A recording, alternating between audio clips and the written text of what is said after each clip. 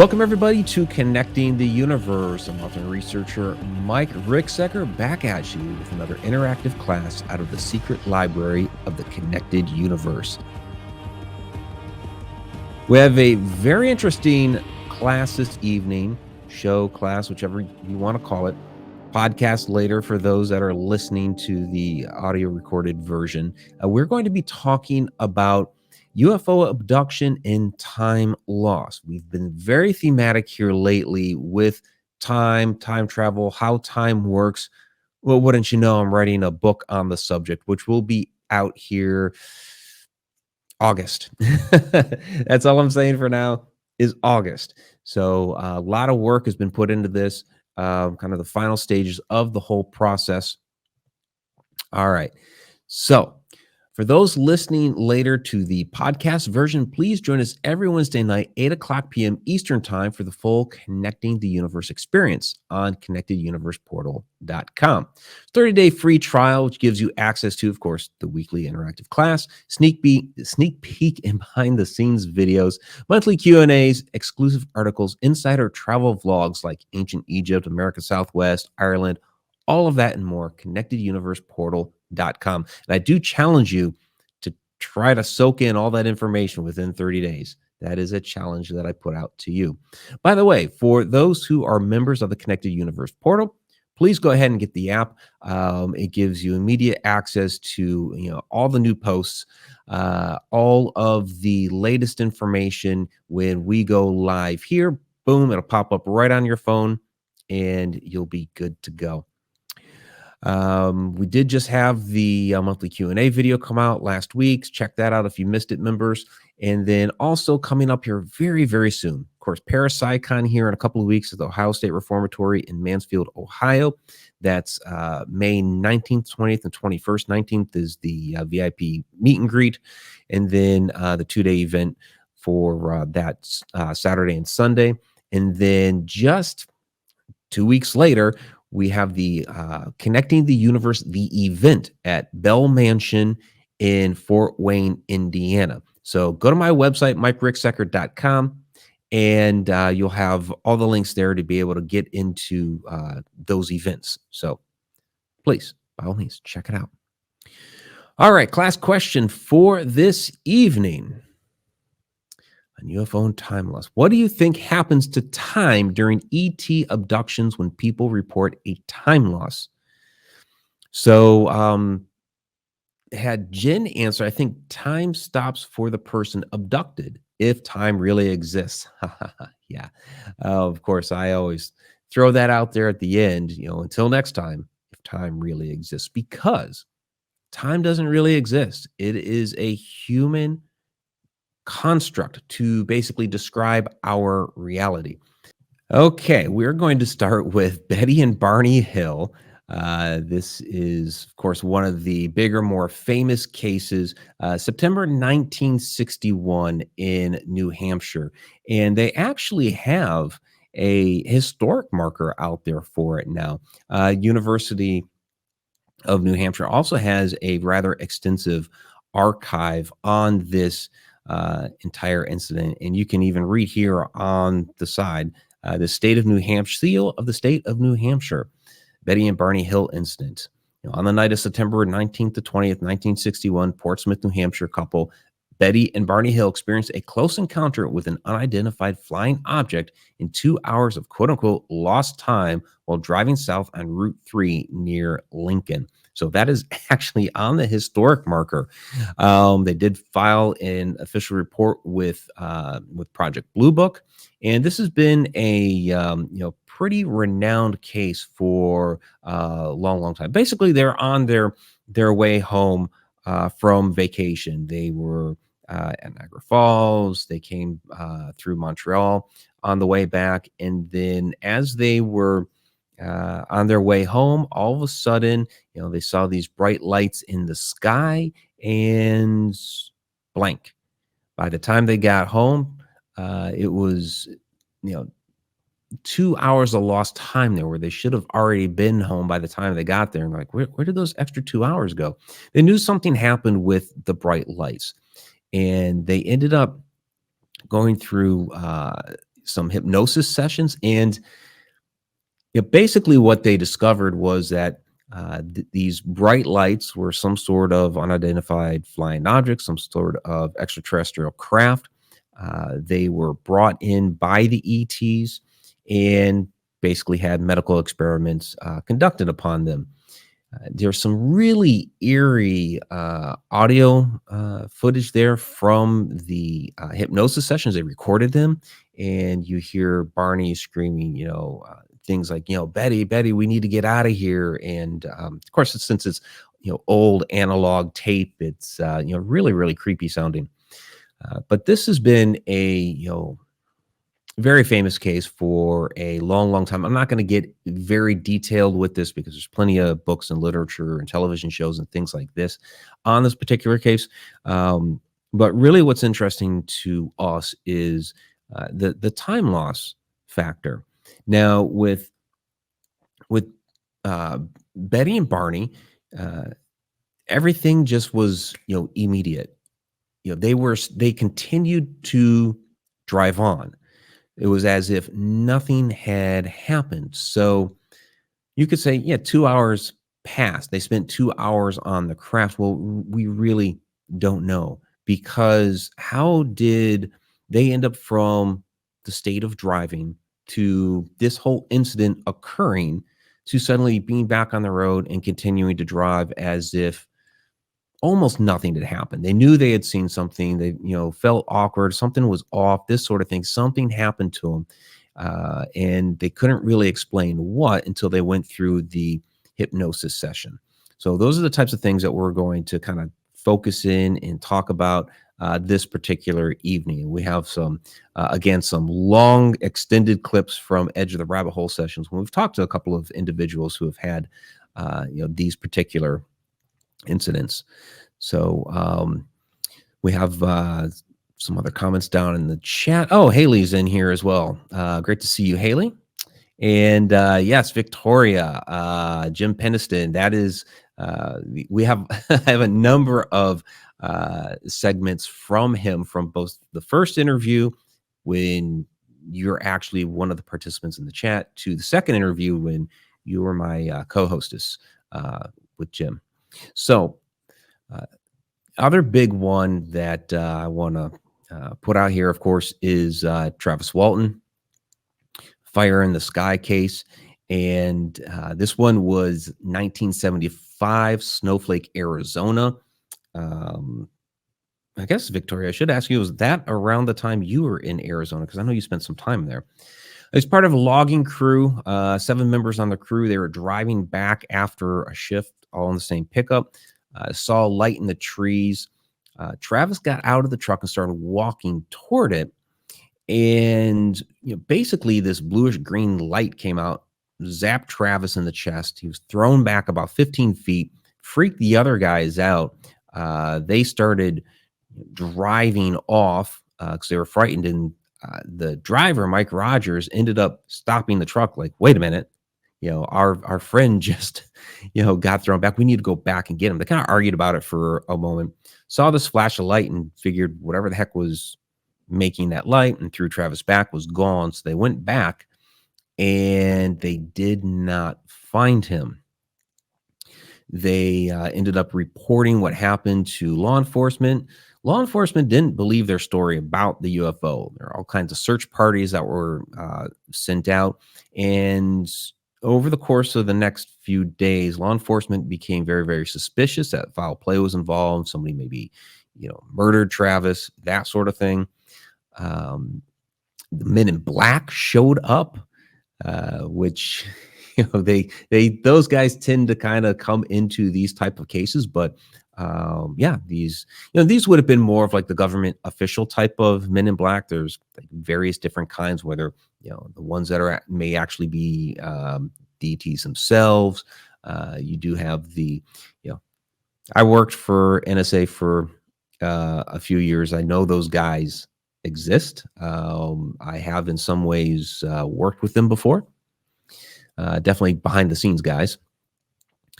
But basically, it was 5 days later when Travis's brother-in-law gets this call, and it's Travis on the other end.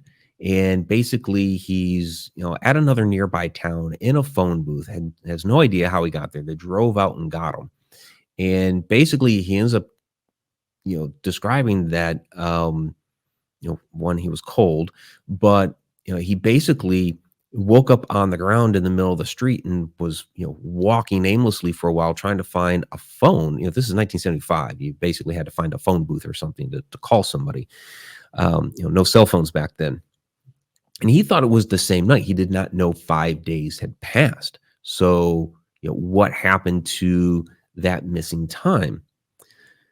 Well, again, going through a hypnosis session, he has this very, very interesting tale of basically waking up on the craft.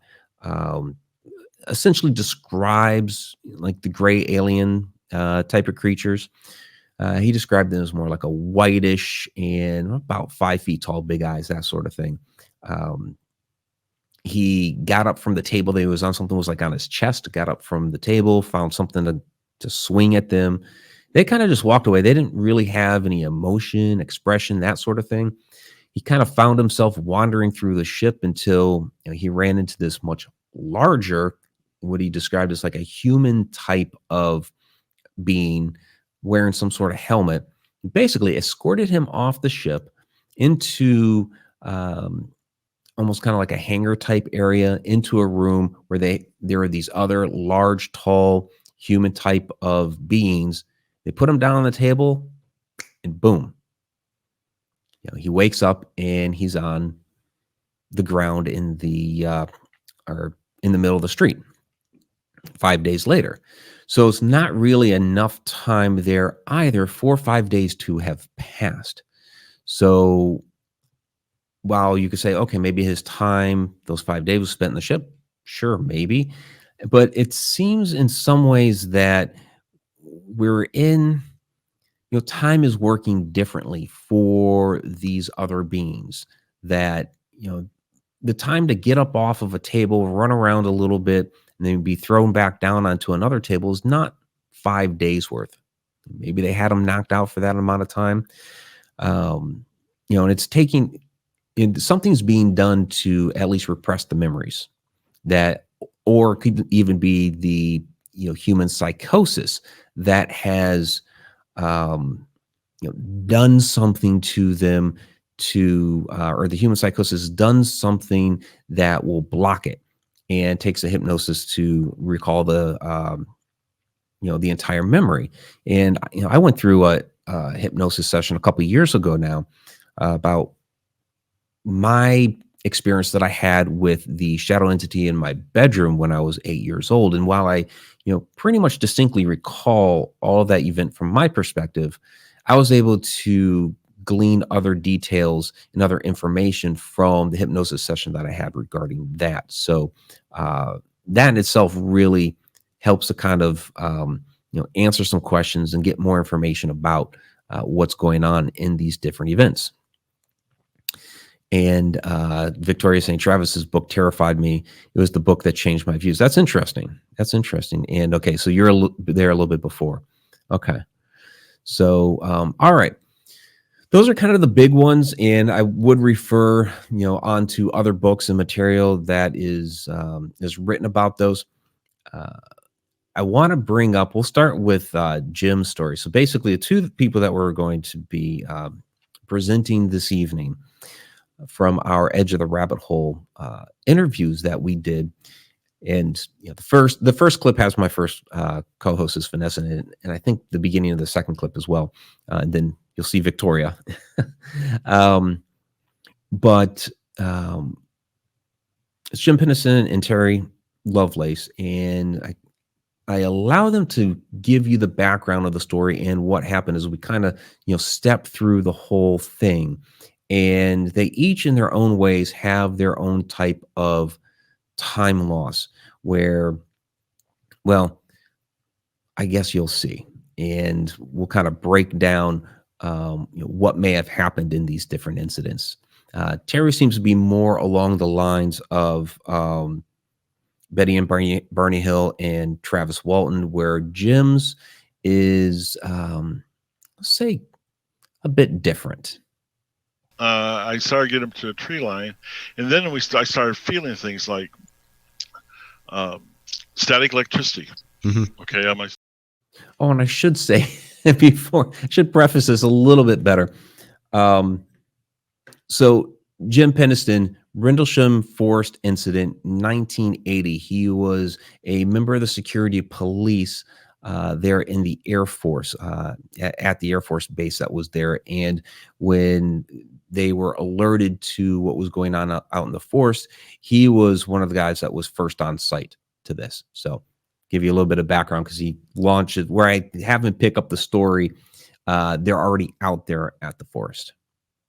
I started getting up to a tree line, and then I started feeling things like um, static electricity. Okay, on my face and skin, hair, clothes. That was odd. I mean, it wasn't adrenaline. I mean, I'm pretty used to these crash scenes, so it's not adrenaline. Right. But it was continuous. Then I started in the forest. I got Burroughs, who's about 20 feet to my right. I got Cabanzac sitting about 50 feet to my left rear. And I'm not hearing anybody on the radio. So in hopes that I'm doing they can hear me, which is a good probability, I keep doing my security checks. Sure. I keep letting them know what I'm doing. So I started to proceed in farther, and there's a big flash of light. I mean, it was like just boom. No sound though, so it was just reaction. I hit the ground, and then I see that Burroughs over there had went down too, and we got up. I started brushing myself off, and he's just standing there motionless. And I said, "What the hell's that?" And I said, "What's wrong? What's wrong with him?" And as I entered, because I got this situation in front of me, right. And I'm unarmed too, by the way.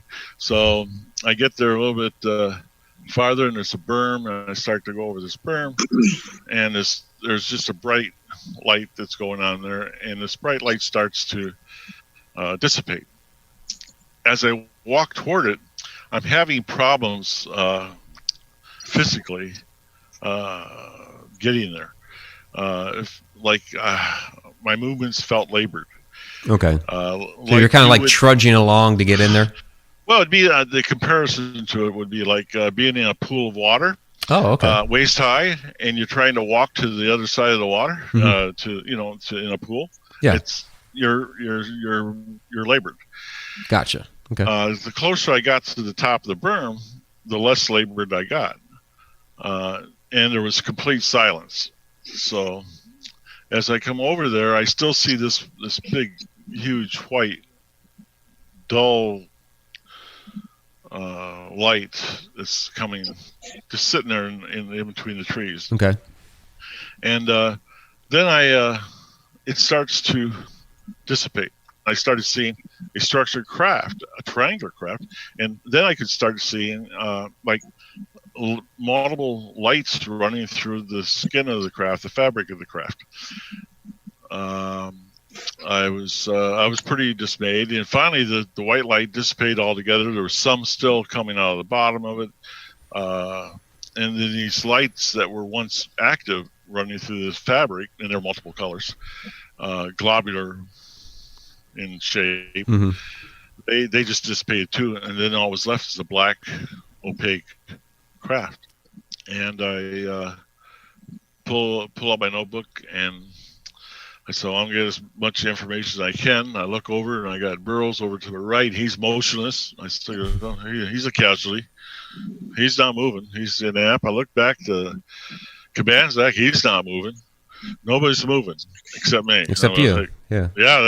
So I'm going to write down as much information as I can get because I don't think I'm going to survive it. And then it'll leave something for the command structure of the base to work with. And right. That's what else are you going to do in that situation? And so I started to do things. I didn't have nothing to measure it with. So I used what I had. I paced it off. My stride's pretty good. I'm 6'2", so three of my strides. That's about 9 feet. That's how long it was. Mm-hmm. It was like that on all sides. It was about 6.5 to 7 feet high. And I look, so I look underneath it, and all I see is light coming out of the bottom, this white light. But I could see indentions in the ground. As I walk around, I see this writing on it. I was like, oh, thank God. It's going to say, United States Air Force. It's going to say NASA. It's going to say Soviet. I don't see anything. I was feeling pretty good because this looked something that we could create. And as I came back around, I didn't see no like numbers or anything like that, like normal aircraft would have on it. There was a glyphs that were etched into the side of the craft. Mm-hmm. They measured about 3 feet. I'm going by my arms again. They measured about 3 feet long, and then on top of, there's 5 of them, and on top of them there was another bigger one. It was circular with a triangle on that. And this is what's on the cover of the book, right? That's exactly it. Yeah. That's exactly what I seen, and in that, and that's what I recorded in my notebook, just like that. And so the fabric of this craft is smooth, glass-like. That's what it feels like, even though it's metal. But when I was going by and I touched the glyphs, as I would, go ahead and, touch those. It breaks up right there a little bit. The connection got poor.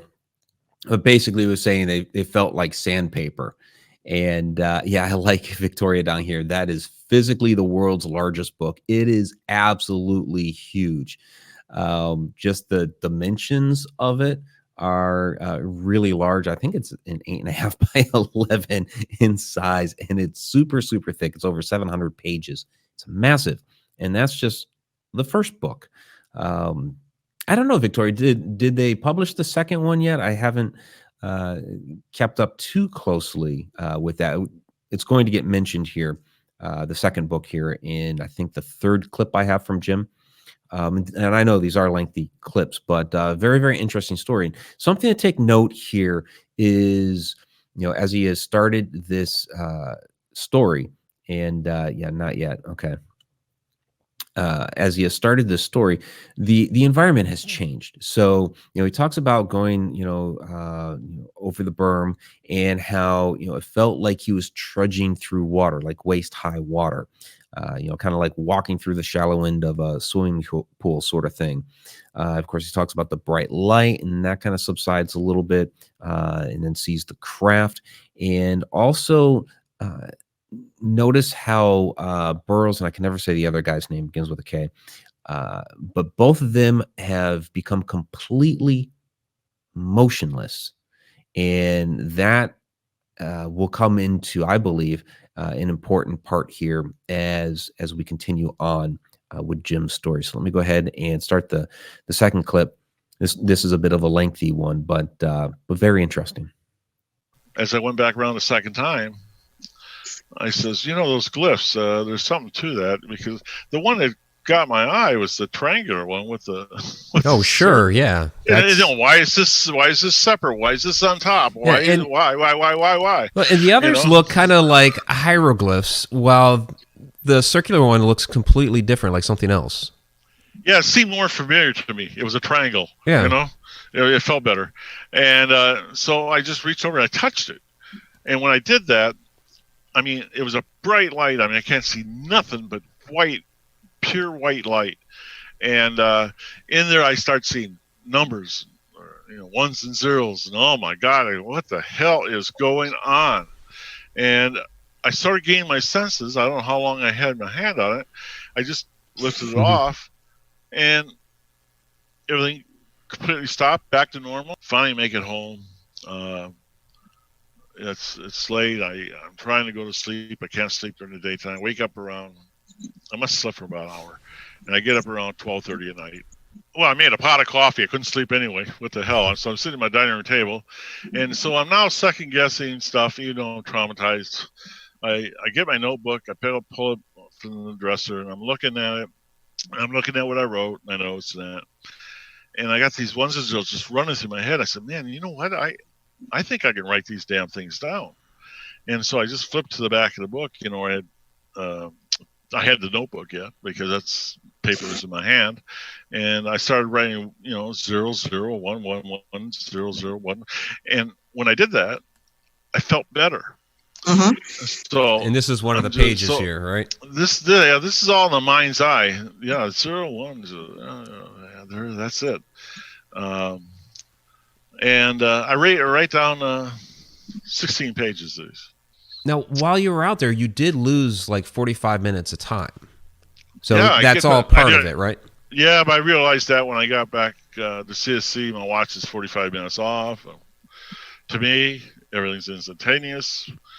My first thought is because of the static electricity and all the stuff. I had electronic watch, and that was sort of high tech at the time, an electric watch, battery operated.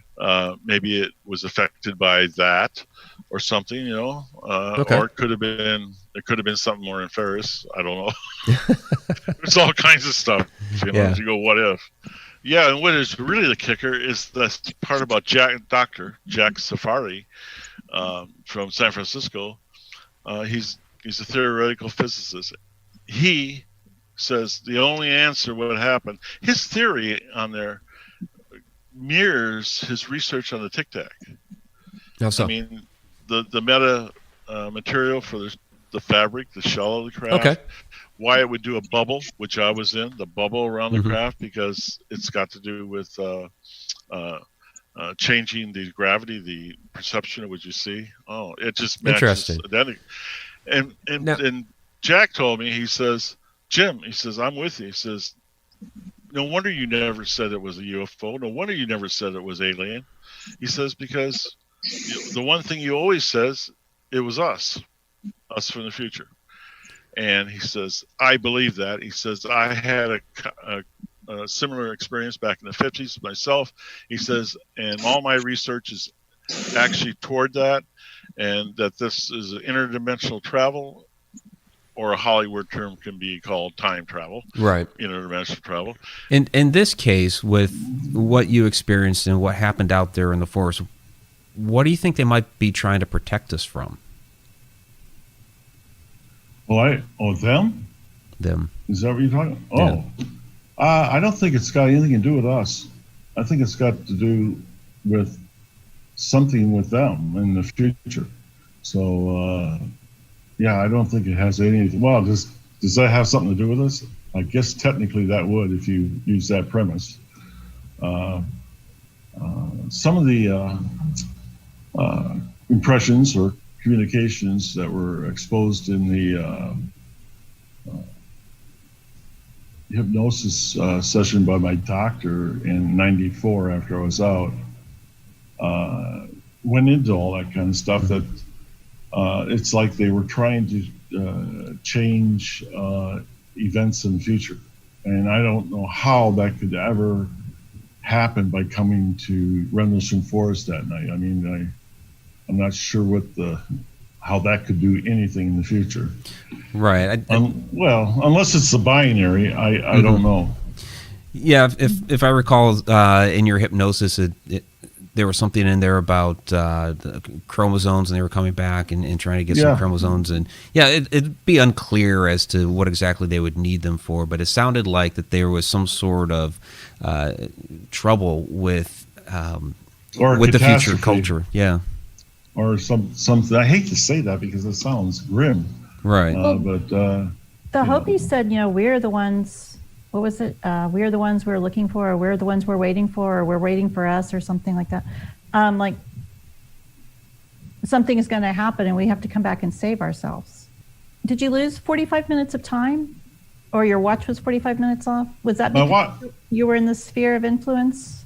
Yeah, okay.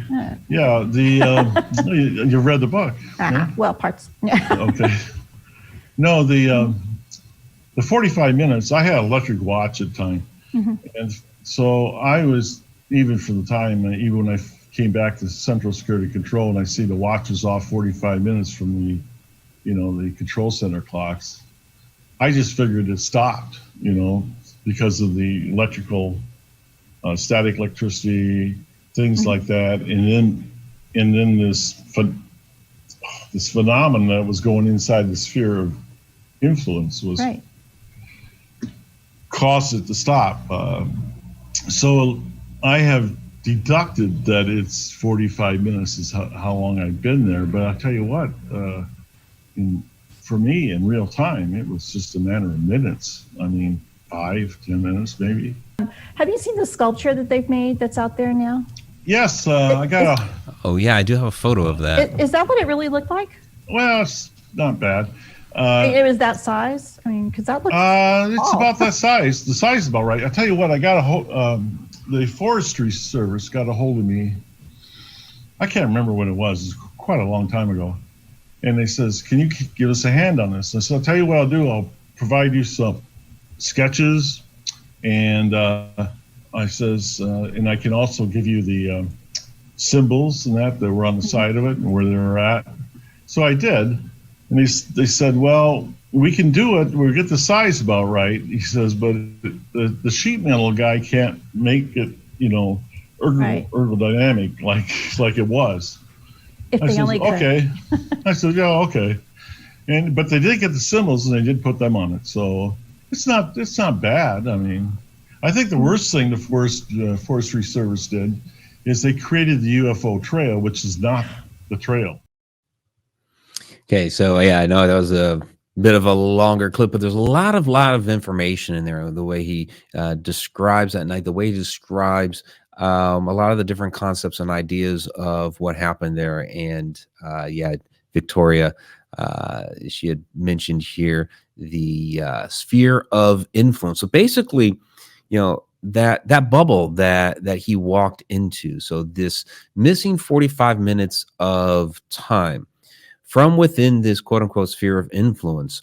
Remember, the other guys that were there were completely motionless. So what I believe was going on in this moment was, as he entered into that sphere, that bubble, whether it was a gravity sort of thing, Jim is feeling a bunch of static here. He was already feeling like he had to trudge through something. The other guys in the area are motionless. So this sphere, something has happened in this place where time is suddenly working at a different speed, perhaps on a different frequency, something like that. Back at what we call the Conjuring House, the farmhouse there in Harrisville, Rhode Island, where the Perrin family experienced their hauntings.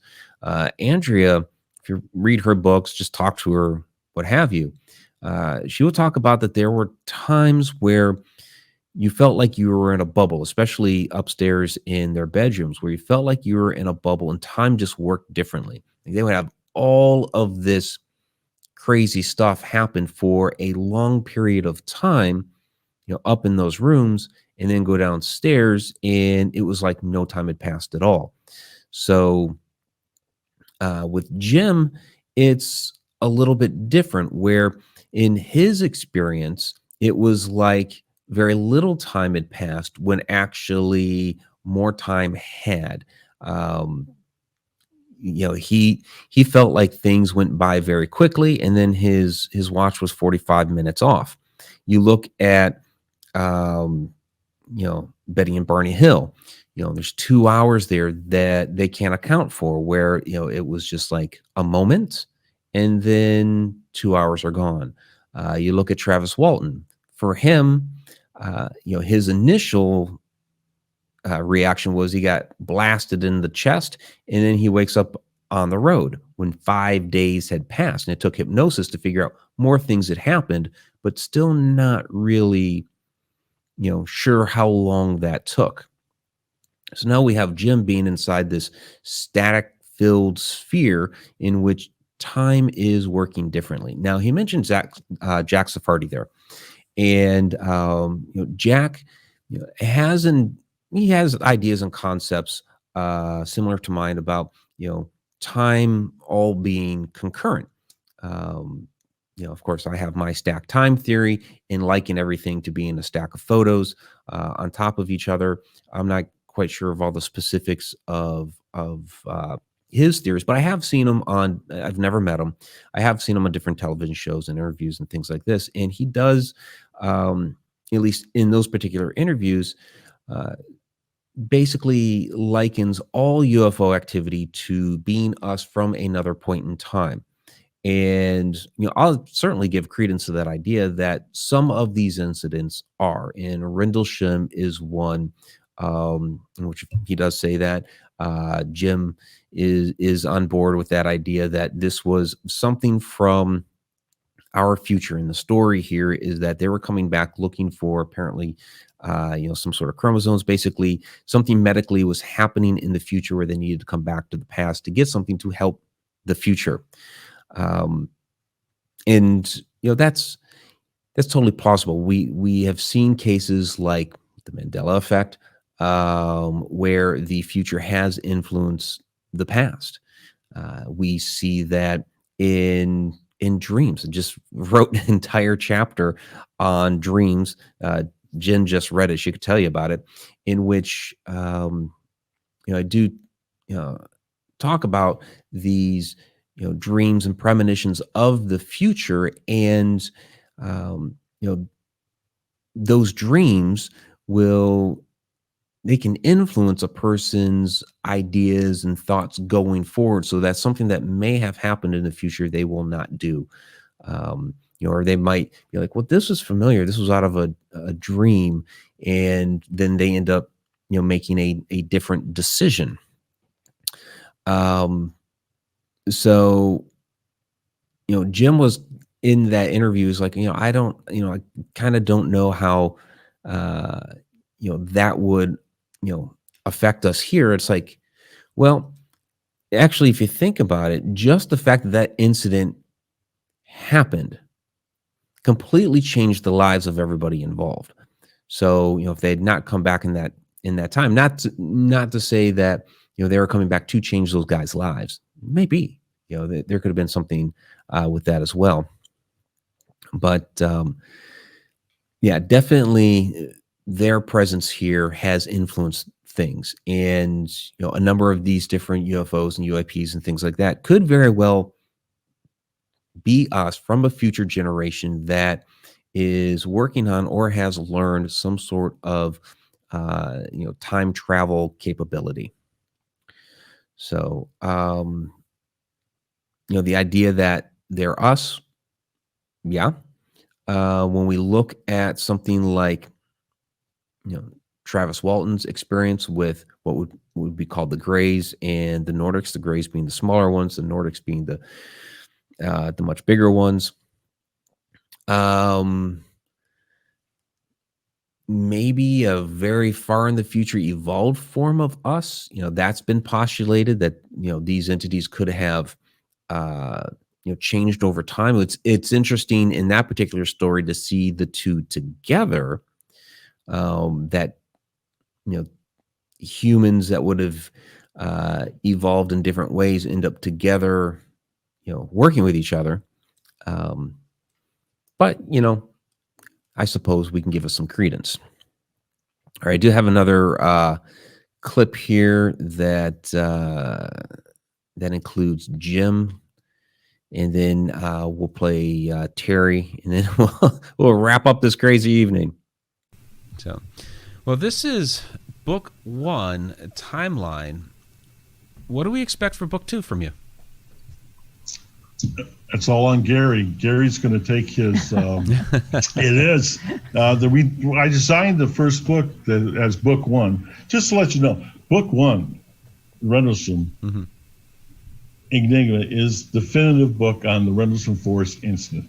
Now Gary's going to go ahead and write about his discoveries, his theories, and his research on what the binary code means and what it's for. It's a lengthy process. I'm sure it's going to take him a while to do that. He's been writing it for quite a while now. Okay. Any theories that have been postulated that you can reveal to us here? Well, it reinforces even to a harder degree the interdimensional travel, time travel. It does. There's no question that I don't think there's any question that it's it's us from the future. I just can't prove it yet. Right. And hopefully Gary will have that research done where he can be able to do that. Right now, he's got, by taking the coordinates from around the world that were on the binary code. Yeah, there's stuff that's down to 1 inch on global scale, and he believes one of his theories is that he believes that they actually pointed out to a hidden chamber in Giza, and he had one of his thoughts on that is that he thinks it will have information contained in that chamber. Interesting. Yeah, so I don't want to steal his No, that's research. fine. That's really interesting because a they lot have of the stuff we're talking about on this mic is personal Skypes back and forth, and I'm not sure what he's put in the book. I think that's going to be some of it. Okay. Matter of fact, it's important because the math won't. I tell you what, the stuff he sent me so far, the math doesn't lie. I mean, it's math. I mean, right. So, yeah, I mean, it just doesn't lie. It doesn't have feelings, or it doesn't have, someone projecting a thought with it. I mean, it's math. Yeah, you crunch the numbers, and this is what you get. That's right. Yeah, that's right. I think my statistics class hated me, so I don't know. I can't agree with that. So your mind's geared for all that. Mine is not, as you can tell. No, I'm out of that class. But is Gary the one that found the code within the code? Yes, he had. It was Gary. Okay. Yeah, I tell you what, it was pretty interesting how that stuff happened, because we're just getting finished on writing, the Rendlesham Enigma, and stuff he would, over the last couple of years, he'd send me something, or we actually spent about 20 to 30 hours a week on Skype writing the book, by the way. Oh, that's so cool. Yeah, and that's the new way. yeah, and when you'd send me a piece of information about that, I would have a wow factor every time you did that. And I said, my God, what are the chances of that happening? Wow, But somewhere around 50, 60, 70 times of stuff's being sent, and I was going, wow. I says, Gary, this seems like it might be by design. And he says, exactly. He says, that's my thoughts too. So it's all connected. It's all connected. Did you hear that, Mike? Yeah, I heard that. That sounds like connected universe to me. Yep. Yeah. There we go, connected universe. And Victoria says that Gary's book did come out in February, this past February, weighs 1.61 pounds, where Jim's weighs 2.64 pounds. Those are big books. Yeah, those are definitely big books. So interesting there with the with the ideas of a connection there to Giza with the coordinates. So that's the interpretation there of the binary code that you see here. And with Jim, now Jim wasn't a little bit different with his story than others. Now he experienced some of the interesting differences in time. He wasn't really abducted in a sense as that, okay, he was in a sphere in which time worked differently for him, but something did get a hold of his mind in this incident to get this download of data, and he did not sleep well at all. He still doesn't sleep all that well, but he went to various doctors, had hypnotherapy sessions years and years later to try to figure out why in the world could he not sleep. He was getting like an hour or two per night, and that was it. And it all came back to this particular incident. So while not a classic abduction, going up onto the spaceship and having the medical procedures, that sort of thing, in a way his mind was abducted, and he did have the experiences there with the differences in time. So in that moment, time could have very well just paused for him. They could have taken him out of what we call the river of time, for him to be able to experience a number of these different things that he did there. And there are some other different things that happened there during that incident. These are just some clips, long clips, that I put together to describe the incident, but I want to make sure that you guys had that information. So we're going to move on to Terry Lovelace here, and then we'll wrap it up. What's interesting about Terry is, again, another Air Force veteran. So there's a little bit of a pattern here. Jim's an Air Force veteran. Terry's an Air Force veteran. I'm an Air Force veteran. Our friend Rick Doty is an Air Force veteran. So there's a lot of connections here back to the Air Force with a lot of these different incidents that happen. But also with Terry, he was by profession, he was a lawyer. He's a retired lawyer, and he actually served for a while as the Assistant Attorney General for the state of Vermont. So you have a very high-profile, learned individual that's coming forward with this, but he really couldn't talk about it, during that time that he served, because he's got a career, he's got a family, all those different things. After he retired, he's like, I'm going to talk about it. So let's go ahead and give you Terry's clip. It's also a little bit of a long one. I basically give you pieced it together, but this is essentially his whole story without doing 3 separate clips like we did with Jim. So we went on with our conversation, and we're just kind of, just chatting and having a nice time. And he's fixated to something on the western horizon. And what he saw was a cluster of 3 little stars packed in a tight triangle, sitting above the horizon. And he asked me, were those there before? And I'm like, no, those weren't there before at all. I mean, the only light we could see was on the eastern horizon. We could see the dim little glow from the campsite, the park's campsite that was some miles away. So I'm looking at these things, and they're too far above the horizon to have been lights from a train or a parking lot or something.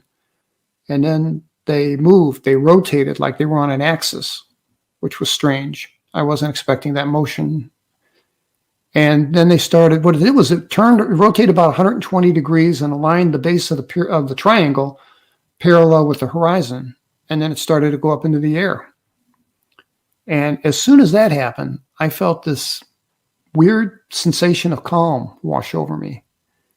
And my friend did experience the same thing and was in the same kind of almost a twilight kind of thing. I felt mildly sedated and kind of disinterested. I mean, I'm watching this thing play out, but not like a participant, more like a observer, if that makes sense. I feel detached, dissociated from it in some way. Our emotions were muted. They were inappropriate. I mean, when you see something like this, we should have had some kind of reaction other than, just kick back on airbags mattresses watching this thing play out. Yeah, you think usually you'd be surprised and be pointing in the air, hey, look at that, and some sort of excitement. But yeah, that was seem to have like the exact opposite reaction. We did, and yeah, I mean, no, you're spot on. 2 people experience something, you would want to be validating each other. Are you seeing what I'm seeing? What could that be? And there was none of that conversation. We could see that it was headed in our direction, and we had no fear, and really very little curiosity. It was just a strange event, and we watched it as it dropped down. It grew, it got bigger, and the points all remained equidistant to one another as it spread apart. Let me ask you this. I used this graphic here for, the thumbnail art. I just grabbed it off the internet, but I mean, is that similar to what it looked like? I mean, this is some artist's interpretation of a triangular shaped UFO. It's very similar. I've seen this before, but it's the one we saw was different in that it was a bit deeper than that. And the lights were on what I called a light bar that ran the length and the depth of the thing on each point of the triangle. And then underneath, there seemed to be a round circular light of some kind that really didn't light up until it had parked over our heads. Grab the illustration off your website. Mm-hmm. Yeah, that's the best representation there. That shows that what I call a light panel, and there was a little bar of light that would run up and down that. And as it was moving around, I think that when it was in the sky, it gave the impression of a twinkling star. What it did was it came in at about 3,000 feet over the top of the meadow. So we could really only see the underside. And we saw some lights that came from the center and underneath. There was a cylinder of white light that had that quality like a high power search light you see cutting through fog. You see a column of white light, but of course there was no fog. There was just this visible white light. And that turned on, I mean, just in an instant, and hit our campfire and stayed there for maybe 60 seconds. And then it turned out. And then immediately after that, there came a laser. And lasers were kind of a new concept in 1977. I'd seen them on TV. I'd never seen them for real before. So this was a laser about the diameter of a lead pencil. And it landed in the campsite and would stay in one spot for a millisecond and then land somewhere else and then somewhere else. So it had this illusion of like dancing all around the campsite, but it was hitting all the things that we brought. It hit me in the chest a couple times. I never felt a thing. I know it hit my friend. It hit the fire, hit the tent, hit his cooler, hit his backpack, my car. And, you know, I thought, you know, this thing's checking us out. I mean, it made sense. It's scanning us. And that lasted a couple minutes, and then that went out. And then from there, I got incredibly sleepy. I mean, it shifted from mild sedation and disinterest to just absolutely all I wanted to do was go in a tent, lie down, and go to sleep. And that's what we did. And, you know, with this thing 3,000 feet over our heads, thankfully we had camped off to the side and it wasn't directly over our heads. But yeah, again, that's, you know, not rational behavior. That's not what people do. So yeah, we went in the tent, we went to sleep, or I don't think we were asleep. I think we were unconscious. And that's when they took us. I woke up. I had no idea what time it was because my watch had stopped. I had a nice mechanical wind-up watch. It had stopped. And I woke up to these flashing lights through the canvas of the tent. They were really bright. They were as bright as camera flashes, and they would light up the inside of the tent like crazy. And that's what woke me up. And I woke up and I didn't have my wits about me, and I'm thinking, where am I? Oh yeah, we're camping. That's right. And I sat up and I noticed that my shoes, well, I wore my combat boots. They'd been unlaced all the way down almost. I knew I didn't do that. I went to bed with my boots laced to the top. And, you know, I would have taken them off maybe, or I'd have left them on, but I wouldn't have left them like that, if that makes sense. So, right. Yeah. And I wasn't frightened, but you know what I was? I was annoyed. And I sat up and I took them off and my socks were on sideways. And that confused me because I knew I didn't do that. So I took everything off, put everything all right, laced up my shoes, and I turned my attention to my friend who's on his knees looking out his flap of the tent at something in the meadow. And I'm thinking that these flashing lights are from a park, you know, flashing overhead lights from a park ranger's truck there to kick us out. That's what I thought. And I'm like, Toby, man, what is it? Is it park rangers? What's out there? And in one of these flashes of light that lit up the inside, because unless these lights were flashing, the inside of the tent was very dark. But in one of these flashes of light, I could see the light fluoresced the tear. There was a tear track down the right side of his face. And that frightened me. And that was the first bit of fear that I experienced because I couldn't think what could make this guy cry. And I pulled back of the flap of the tent on my side and I looked out into the meadow, and this thing that was 3,000 feet over our heads when we went to bed had descended and was now 30 feet over the floor of the meadow. So do you think maybe he was abducted before and this was something just, you know, like salmon going upstream to spawn? You have to go back, but you don't know why. Do you think maybe he was just, because there were so many synchronicities, you know, you forgot your camera and the chain was undone and everything just stacked up so easily for y'all to get there? It felt like we were keeping an appointment. Yeah. I mean, in retrospect, at the time, no, it didn't. But right. In retrospect, yeah, it was like keeping an appointment. Yeah, so definitely some interesting things there that we get from Terry in his experience. So that was at what's known as Devil's Den. It's out in Arkansas. We actually can't get there now because apparently I guess the government owns the land now. from if I recall correctly. And what is interesting about that is if you actually look at satellite footage of it now, it's actually in the shape of a triangle, and they keep it mowed. So for some reason, this place out in the middle of nowhere that they just went camping, these days is still kept mowed, even though there's nothing going on up there. But somebody wants to take care of it. And yeah, it is interestingly in the shape of a triangle itself. Now, Terry talked about feeling these different sensations and feeling strangely calm. And, he used the word sedated. So basically something, again, we're talking about, a shift in environment. Something has changed here. Something is affecting them.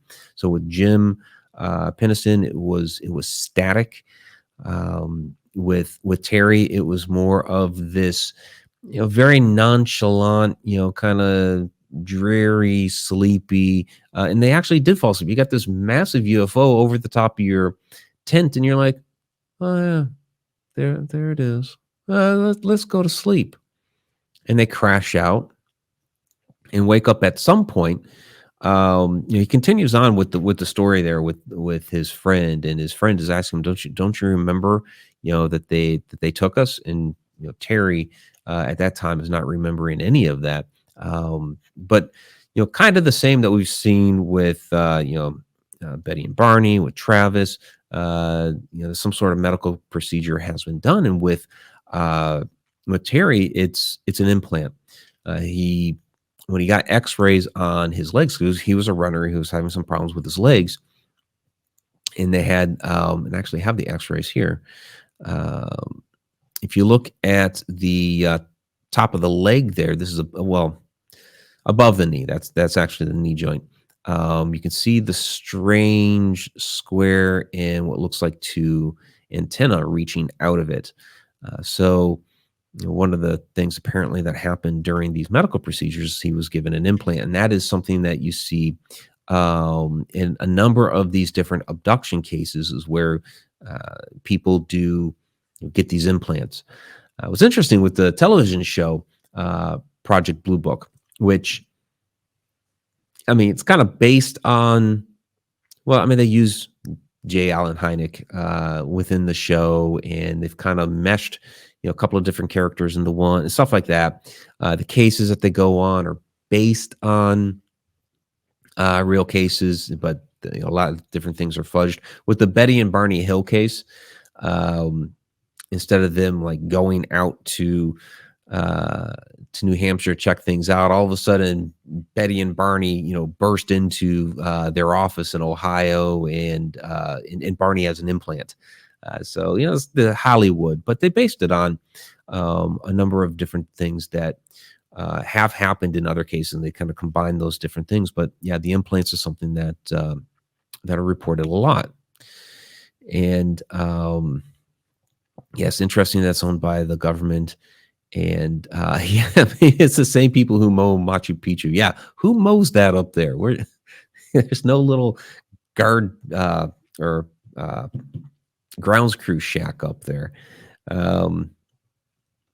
But yeah, you see a lot of these similarities between some of these cases, and it might change a little bit from here to there. Like, okay, with Terry, his watch completely stopped, where Jim's was off by 45 minutes. 45 minutes, we don't know what happened to it.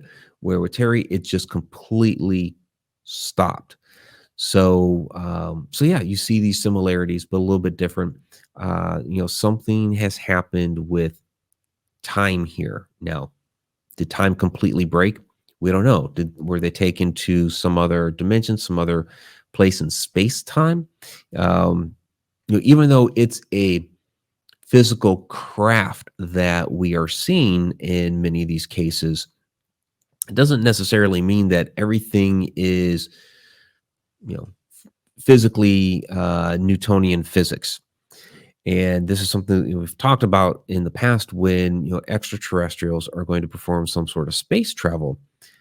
okay, we don't know how long their lifespans are, but like for us, we can't make that kind of journey. Like we're still, we've been looking at, okay, Mars, which is relatively close to us, but the length of time it would take to get there and what would happen to the human body and how it would break down, like bone loss, muscle loss, that sort of thing, it would be very challenging for a human to be able to perform that, although they are gearing up to try to figure out how to send people there and do all of that. So for space travel to another solar system somewhere, now we're talking, I mean, honestly, we can't even get there. A person's lifespan would be gone. So, how do they travel here? Well, it's probably not just strictly, the propulsion that we know of. They may have other technology, of course, that maybe propels them faster. How that would exert those forces onto their body, we don't know. But more likely, they have figured out something like Einstein-Rosen bridge. They may have figured out the whole, how do we travel across space-time without time passing, sort of thing. So have they figured out how to raise themselves into another dimension, say the fifth dimension sort of thing, which would be above time, where you could see all moments of time, to be able to drop themselves into another place in time to be able to do that. Of course, there is the idea of, they could be not necessarily us. I know people say us, humans, it's us coming back. It could be another intelligent life form and another intelligent being who has come to Earth, millions of years from now, after humans have, maybe we've annihilated ourselves. Maybe we have, left the planet because we destroyed the planet or whatever, and we needed to go find somewhere else to live, and we figured that out. And then millions of years later, the Earth healed itself, and another life form, another intelligent form, came from somewhere else, landed on planet Earth, began a civilization here, but also knew how to traverse time and the dimensions. So they could be what we would call kind of quote unquote ultra terrestrials, which would be another type of life form here with us at another point in time, or within another dimension here. And if they are in another dimension, then we are, right now we are in the fourth dimension. So anything above our dimension, they are outside of time, and they can see all of that. There's up to 11 dimensions. So, Star Trek 4. Yeah, kind of like that. Yeah, kind of like that. Sure. You don't even know how to drive to Fort Worth. It's only an hour away. Yeah. So, all right. So those are some different ideas about what may be happening here with, with ET abductions, and how time is working differently in these incidents. They could be taking them to, some people talk about going to these people's home world. Not in, yes, while they may initially go onto a craft, there's some sort of Stargate or portal on the craft that takes them to these other locations. So then it begs us to wonder, is that the same type of technology that powered Stargates here previously on Earth? So Earth has quite a storied history, and it's going to have quite a storied future until 5 billion years from now, when, of course, the sun encompasses the Earth and destroys it. But in the meantime, that's a long ways away. Conventional, traditional science tells us that, intelligent humans have only been around for about 250,000 years. Because we're finding artifacts that are much older, but still we're talking up to, a million, Unless you look at something like the London Hammer, where it's like the handle's starting to turn into charcoal. It's like, well, then now you're talking tens of millions. But still, you're not even close to a billion at that point, let alone, and the Earth is what, 4.5 billion years old. It's going to last another 5 billion. We're right kind of like smack in the middle of the lifetime for the planet. We're just kind of a small bit of it in there. So there's a lot that has preceded us and a lot that is going to proceed us. All right, that will do it for this evening. Please go ahead and join us every Wednesday night, 8 o'clock p.m. Eastern Time, connecteduniverseportal.com. Then you come and join the chat, ask your questions live. It'll be like Jen, Victoria, Jeanette, Haley, who are down there this evening. Where's Tom, our Super Chat superstar? Where is he this evening? And others who usually join us. So, all right, everybody, that will do it for this evening. Till next time, if time really exists.